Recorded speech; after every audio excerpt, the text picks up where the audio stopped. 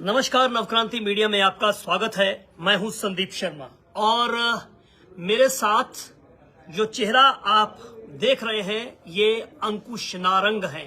अंकुश नारंग जो है वो अब जंग भारतीय जनता पार्टी से लड़ेंगे नेता विपक्ष के तौर पर और बधाई देने वालों का जो है वो तांता लगा हुआ है।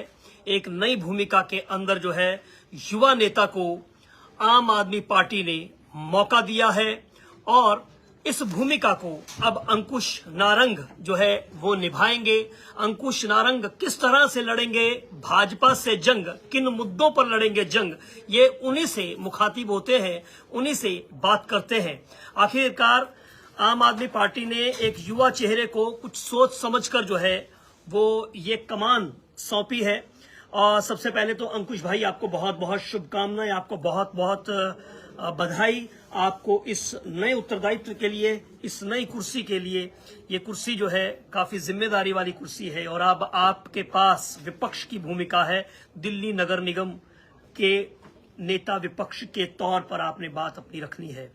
लेकिन सवाल यह है कि साल 2022 में सत्ता की चाबी जनता ने, दिल्ली की आवाम ने वो आम आदमी पार्टी को सौंपी थी, लेकिन आम आदमी पार्टी ने जो है वो भारतीय जनता पार्टी को जो है वो मेयर पद दे दिया।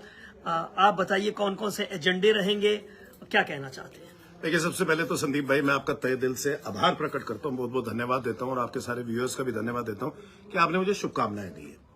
ये बहुत बड़ी जिम्मेदारी है, मुझे लगता है विपक्ष की जिम्मेदारी बहुत बड़ी जिम्मेदारी है। मैं आपके इसमें सवाल में ही जवाब था।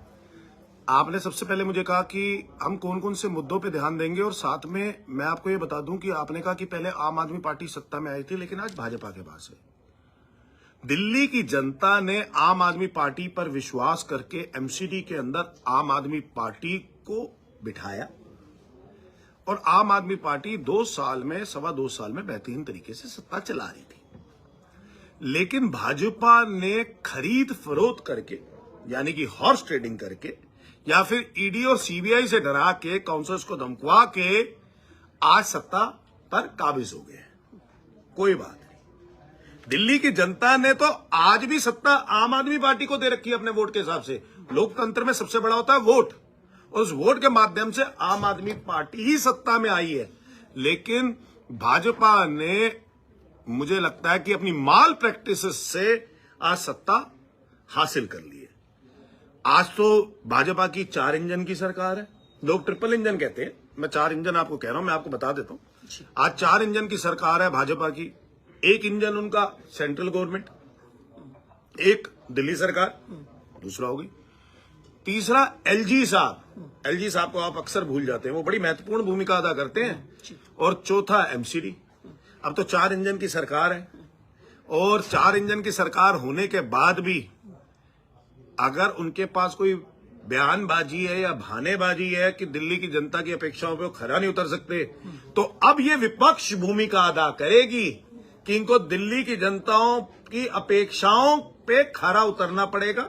साथ में दिल्ली की जनता के हित के बारे में, उनके अधिकारों के लिए अब आम आदमी पार्टी सदन से लेकर सड़क तक लड़ेगी। साथ में कर्मचारियों को हमने हाल फिलहाल में 12,000 को पक्का किया था, आपने देखा सर, आपने भी न्यूज चलाई होगी शर्मा जी।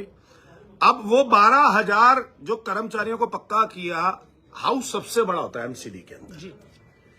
काउंसलर ने, सबने मिलकर फैसला कर लिया, पास हो गया हाउस के अंदर और कर्मचारी 12,000 पक्के हुए। लेकिन पक्का करने के बाद भी क्या होता है सदन का काम कि बजट में प्रस्ताव ले आए और प्रस्ताव लाने के बाद उसके अंदर ऐसा प्रावधान बना दे ताकि उसके लिए पैसे भी बन सके, ताकि उनकी तनख्वाह दी जा सके, बेनिफिट्स दी जा सके। हमने दोनों काम कर दिए, आम आदमी पार्टी ने दोनों काम कर दिए। लेकिन भाजपा के इशारे पे आज भी वो फाइल कमिश्नर के यहाँ पे मिट्टी खा रही है, नोटिफिकेशन जारी नहीं हुई उसकी। हमने हाउस टैक्स, प्रॉपर्टी टैक्स पे ऐतिहासिक फैसला लिया। हमने कहा कि अगर किसी का भी 100 गज से छोटा मकान है दिल्ली के अंदर तो उसका हाउस टैक्स माफ कर दिया जाएगा इस साल का। किसी की भी प्रॉपर्टी अगर 100 गज से कम है तो उसका प्रॉपर्टी टैक्स माफ कर दिया जाएगा। 100 गज से 500 गज के बीच में है तो हाउस टैक्स पे 50% रिबेट मिलेगी। कई सारे डिफॉल्ट केसेस है सालों साल से पेंडिंग हैं, वो पेंडिंग केसेस के अंदर अगर डिफॉल्ट केसेस के अंदर अगर आज रेवेन्यू बन सकता है एमसीडी का, और हमने कहा कि डिफॉल्ट केसेस है उनको इस साल का अगर वो हाउस टैक्स दे दे तो उनके उस पिछले साल के हाउस टैक्स माफ हो जाएंगे, तो उसमें कलेक्शन भी ज्यादा हो जाती, साथ में वो आने वाले सालों में और कलेक्शन बढ़ जाती क्योंकि वो भी हाउस टैक्स देने लग जाते। एमसीडी के पास कोई रेवेन्यू बढ़ाने का सिस्टम नहीं है। मेरी बात सुनना, मेरे को खत्म करने दो। और भाजपा सिर्फ सत्ता का लोभ उठाना चाहती है। अभी भाजपा के आपने मुख्यमंत्री को देखा, रेखा गुप्ता जी को मैंने देखा कि वृक्षारोपण कर रही थी लैंडफिल पे जाके। उनको तो आए हुए 1 महीना हुआ था, 1 महीने में तो लैंडफिल नहीं हटी। ये तो पिछले 2 साल की जो हमारी मेहनत थी वो जिसकी वजह से हमने हटाने के बाद लैंडफिल आपने वो कर दी। आप लैंडफिल पे जाके कह रहे हो कि एलजी साहब ने दिन रात मेहनत करी और मेहनत करने की वजह से लैंडफिल। अगर एलजी साहब लैंडफिल हटा सकते हैं तो ये दिल्ली के अंदर एक्सक्यूजेस क्यों बनाते हैं कि अरविंद केजरीवाल ने फलाना ये किया, ढिमकाना ये किया, आम आदमी पार्टी ने एमसीडी के अंदर ये किया, मेयर ने फलाना ये किया, ढिमकाना ये किया, फिर एक्सक्यूजेस क्यों बनाते हैं? हमने लैंडफिल हटाई लेकिन एलजी साहब को शाबाशी मिल गई। गालियां ज्यादा नहीं होती हैं, अपनी गलतियों की भी वहां पे आम आदमी पार्टी को दे देते। दिल्ली की जनता इनके अब एक्सक्यूजेस नहीं सुनना चाहती। अब दिल्ली की जनता ये चाहती है कि 2500 रुपए अकाउंट में कब आएंगे महिलाओं के। मोदी जी की गारंटी थी बॉस, आपने भी सुना मैंने भी सुना, और मोदी जी की गारंटी हमने सुना कि जो कहते हैं वो करते हैं। उन्होंने कहा था कि 8 मार्च को दिल्ली की आधी जनसंख्या के खाते में 2500 रुपए होगा, ये मोदी जी ने कहा था। मेरे को भी अच्छे से याद है उनका बयान अच्छे से, ये मोदी की गारंटी है। लेकिन 8 मार्च चला गया बॉस, किसी के खाते में 2500 रुपए नहीं आया। अब आप बीपीएल कार्ड ले आए, फलाना कार्ड ले आए, आधी जनसंख्या का क्या मतलब हुआ? आधे पुरुष आधी महिलाएं। आप हमें ही बनाने लगे दिल्ली की जनता को। आप ही मुझे बता दो कि मेरी धर्मपत्नी के अकाउंट में, मेरी माताजी के अकाउंट में कब 2500 रुपए आएगा? दूसरी बात, आपने कहा होली दिवाली, नड्डा साहब आए, होली दिवाली पे फ्री सिलेंडर आएगा, हर महीने 500 रुपए सिलेंडर आएगा। अब मैं आपको एग्जैक्ट नाम बता रहा हूं, आप वेरीफाई कर लेना। अगर उनको कह देना एक भी गलत कहा है मैंने तो मेरे में मानहानि का दावा डाल दे। नड्डा साहब ने अनाउंस किया प्रेस कॉन्फ्रेंस करके 500 रुपए का सिलेंडर आएगा। अब वो 500 रुपए का सिलेंडर हर महीने तो छोड़ो, होली दिवाली मुफ्त छोड़ो, 500 रुपए का सिलेंडर छोड़ो, 50 रुपए सिलेंडर पे बढ़ गया। 14 मार्च को निकल गया। सुनना मेरी बात, मेरी बात खत्म करने दो बस। भाजपा के ना कथनी और करनी में जमीन आसमान का अंतर है।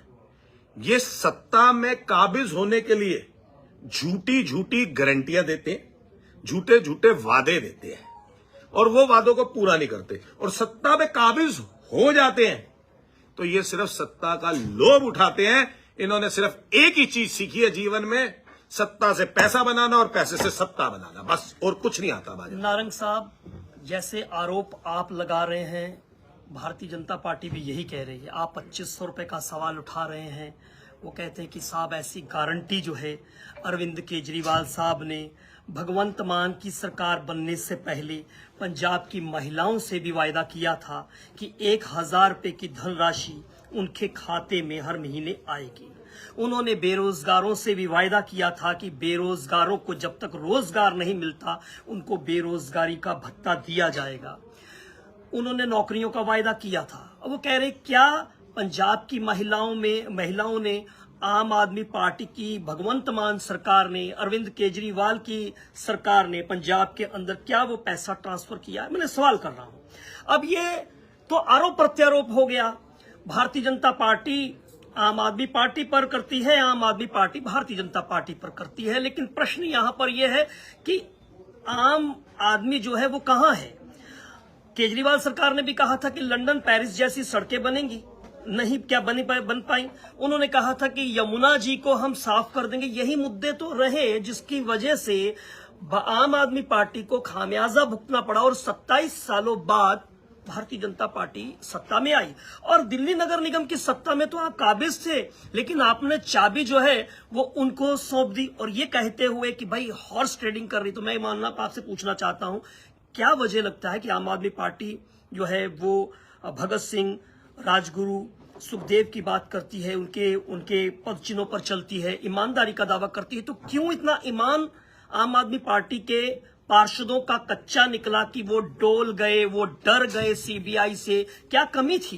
क्या वो लालच था या किसी तरह का भय था? देखिए, सच्चे को, सांच को तो आंच नहीं है ना। मैं जवाब दूं इसका? जी बिल्कुल दीजिए ना सर। मैं जवाब देता हूँ। आपने मेरे से बात करी, वैसे मैं आपसे एक बात बोलूं पंडित जी, आपका वोटर आईडी कार्ड कहाँ का है? दिल्ली का? बिल्कुल दिल्ली का जी। तो आपकी धर्मपत्नी के भी आने थे 2500 रुपए, नहीं आए ना। मेरा वोटर आईडी कार्ड कहाँ का है? दिल्ली का। मैं दिल्ली की बात कर रहा हूँ ना। मैं अब आपसे पीओके की बात करूं? नहीं, हम एमसीडी की बात करने बैठे, दिल्ली की बात करने बैठे, इसलिए मैं दिल्ली की बात कर रहा हूं। पीओके में, हाँ जी। सुनिएगा मेरी बात जी जी। आपको पंजाब के बारे में कुछ पूछना है जी, तो आप बिल्कुल भगवंत मान जी से पूछिए। मैं आपकी अपॉइंटमेंट फिक्स करता हूं, आप पूछिए, बिल्कुल पूछिए। वो ज्यादा मतलब पंजाब के बारे में वो बेहतर जानते हैं, वो ज्यादा अच्छा बता पाएंगे आपको। लेकिन मैं आपको दूसरी बात बता दूं आपको। आपने कहा कि क्या हमारा ईमान इतना डोल गया कि जो हमें सत्ता मिली थी तो हमारे काउंसलर चले गए। 113 काउंसलर भी तो बैठे हैं, इनके पास तो 117 थे। 238 में से 117 की कोई मेजॉरिटी है। आज भी पूरी मेजॉरिटी वाली सरकार नहीं है, माइनॉरिटी की सरकार है इनकी। 238 में, आज बता रहा हूं आपको, 12 में उपचुनाव होना है। 238 अभी हैं काउंसलर्स जो हाउस के अंदर है। 117 काउंसलर इनके हैं, 113 हमारे हैं, 8 कांग्रेस के हैं। मेरे आंकड़े बिल्कुल आपको बिल्कुल सही मिलेंगे। 117 अभी भी 50% नहीं होते 238 में से। अगर ये सोच रहे हो ना कि ये सत्ता में है, तो आज भी ऑपोजिशन 113 और कांग्रेस 8। आज भी 121 ऑपोजिशन में बैठे हैं। ऑपोजिशन ज्यादा बड़ा है सत्ता पक्ष से, लेकिन हमारे पास पूरे नंबर्स नहीं थे, क्योंकि 113 लोग थे हमारे पास, इनके पास 117 थे, साथ में इनके विधायक भी थे, सांसद भी थे। इसलिए हमने चुनाव नहीं लड़ा, क्योंकि हम हॉर्स ट्रेडिंग में विश्वास नहीं रखते। ईडी और सीबीआई का आपको मोदी जी का याद दिला देता हूं, भाषण सन 2012-13 का। उन्होंने कहा था ईडी और सीबीआई का राजनीतिकरण कर रही है कांग्रेस। राजनीतिकरण नहीं होना चाहिए इन इंस्टीट्यूशंस का। हमारे मंत्रियों को गुजरात से उठाया जा रहा है। आज भाजपा क्या करती है? भाजपा ने तो उससे भी ज्यादा राजनीतिकरण कर दिया। सत्ता में काबिज होने के बाद जनता की सेवा करनी चाहिए, ना कि जनता के प्रतिनिधियों को तंग करना चाहिए। आप बात समझिएगा, हर एक व्यक्ति की अपनी क्षमता होती है। हम भगत सिंह के पद चिन्हों पे चलते हैं, लेकिन हम में से किसी ने भी एक ने नहीं कहा कि हम भगत सिंह हैं।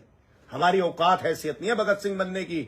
भगत सिंह के पद चिन्हों में चलते हैं। कईयों के रास्ते में पैर डुल जाते हैं, कई लोगों के पैर कट जाते हैं, कई लोग नीचे गिर जाते हैं।